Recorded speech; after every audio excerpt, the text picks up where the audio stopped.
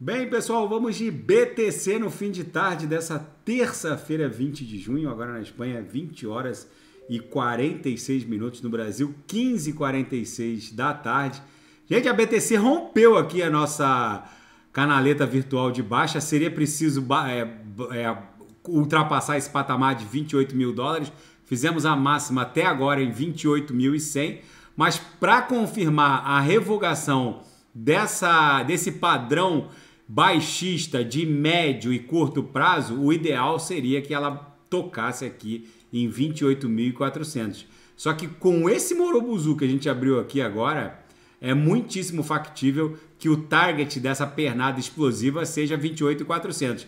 Aí o que vai acontecer é que a gente vai começar a acumular na altura, entre essa LTB aqui, que vai servir de suporte, e essa resistência aqui, que foi o último topo, está na memória do mercado, no patamar de 28.400, 28.500.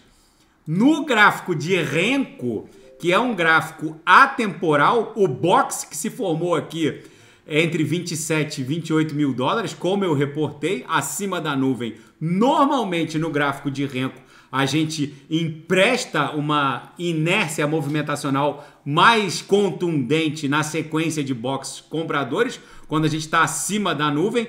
Então agora é muitíssimo provável que a gente entregue uma sequência de boxes aqui até 36 mil dólares. Esse gráfico é atemporal, ele não tem nenhum compromisso com o transcurso do tempo, mas tão somente com a variação do preço.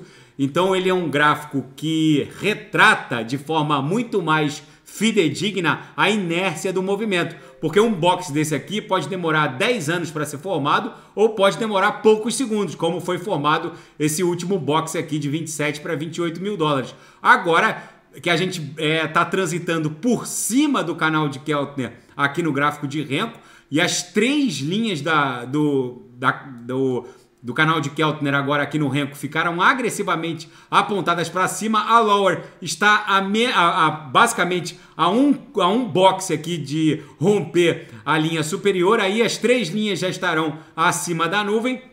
Denota que os compradores reassumiram totalmente o controle da BTC aqui no gráfico de Renko com box de 1.000 dólares. Na projeção, a boca de jacaré abriu ainda mais. É bem provável que venha uma belíssima nebulosidade esverdeada na projeção.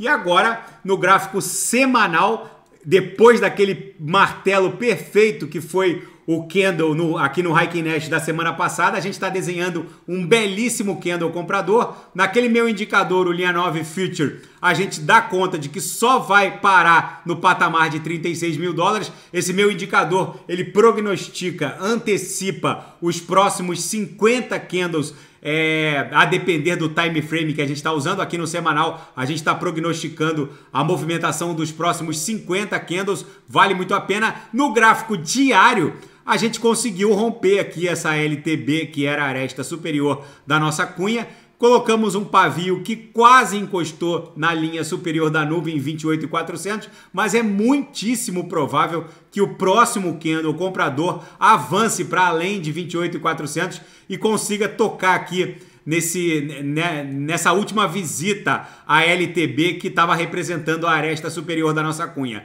Claramente a gente está rompendo de forma ascendente essa longa cunha triangular que aprisionou a BTC. Na projeção, a nebulosidade avermelhada está estreitando bastante. Já já vai criar uma bela nebulosidade esverdeada. No intraday, está sendo uma beleza, até sumiu aqui da tela. A BTC basicamente deu excelentes trades hoje, bateu na upper logo depois da virada da VWAP de ontem para hoje, acumulou, voltou para a VWAP, bateu na lower, acumulou, voltou para VWAP, depois bateu na lower de novo, aí voltou para VWAP, aí basicamente rompeu de forma ascendente, estressou, esgarçou aqui a upper. Todos os sinais na sala de sinais fecharam no gain, com lucro no bolso dos assinantes. Na seara fática, depois da BlackRock, o Deutsche Bank se torna o novo gigante de Wall Street a requerer uma licença para custódia de criptoativos.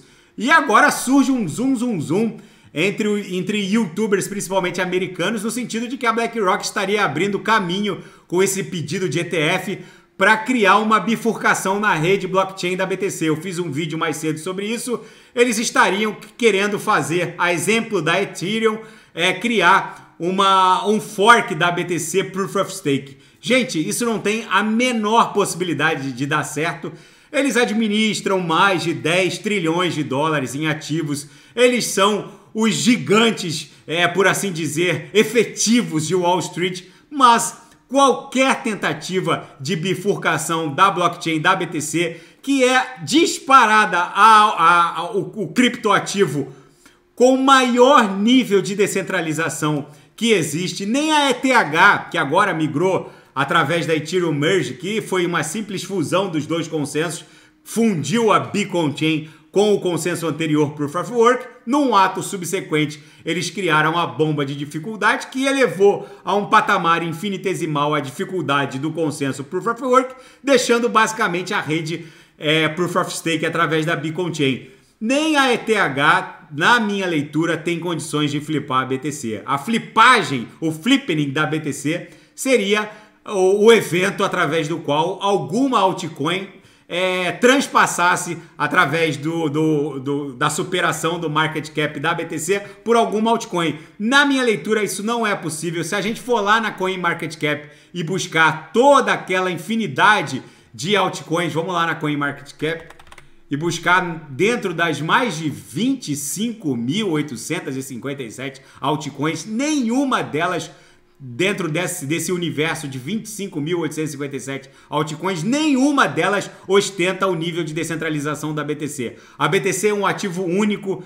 A ETH, depois que migrou do Proof of Work para o Proof of Stake, ficou ainda menos descentralizada, ainda mais centralizada, sujeita eventualmente a uma intervenção dos principais validadores. Eu tenho certeza que se algum terrorista tivesse criptoativos dentro da rede Ethereum, com certeza eles, os principais nodes de validação dentro do consenso Proof of Stake da Beacon Chain promoveriam um freeze dos ativos, enfim. Mas fica para registro e para o escrutínio de cada um. Na minha leitura, não tem a menor possibilidade de um fork promovido, mesmo por uma gigante como a BlackRock, ter sucesso.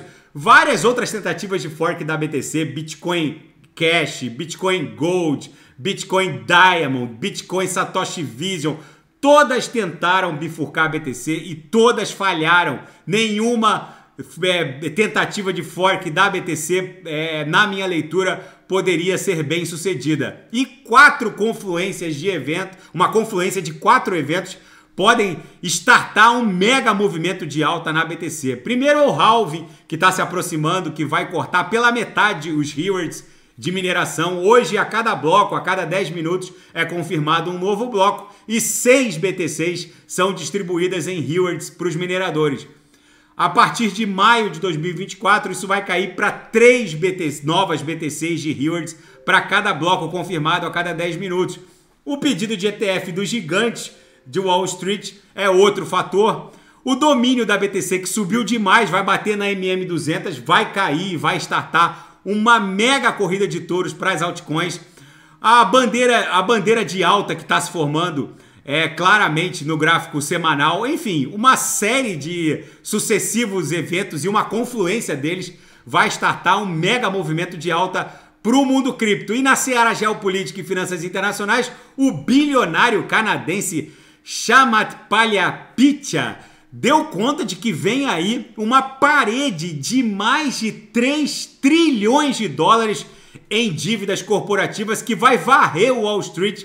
É muitíssimo provável, segundo o CEO da Social Capital, essa nova temporada de rolagem de dívida corporativa empresarial vai incorporar a nova taxa básica de juros. Se muitas das empresas que não conseguirem honrar as suas dívidas corporativas, que é basicamente mais de 90% das empresas de capital aberto ultra endividadas de Wall Street, elas serão catapultadas da existência por um simples motivo.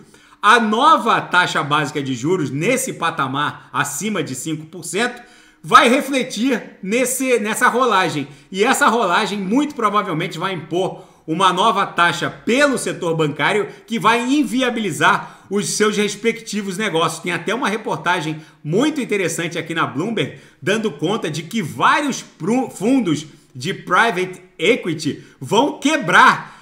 Apesar dessa linha dourada da alta finança de Wall Street, com apostas supostamente astutas, o fato é que eles minimizaram os efeitos do aumento na taxa básica de juros, que vai inviabilizar os negócios de boa parte das empresas listadas nas bolsas norte-americanas. Vamos ver se esse vaticínio do Palha Pitya vai se confirmar. Ele é considerado um guru das finanças e ele está desembarcando de todas as ações de empresas com alto endividamento corporativo. E a Nvidia, a gigante de semicondutores voltada para a inteligência artificial generativa, muito provavelmente será a empresa mais valiosa do planeta em pouco tempo. Segundo analistas, eles estão anos-luz na frente nessa linha de produção de semicondutores e chips voltados à inteligência artificial generativa. Gente, a BTC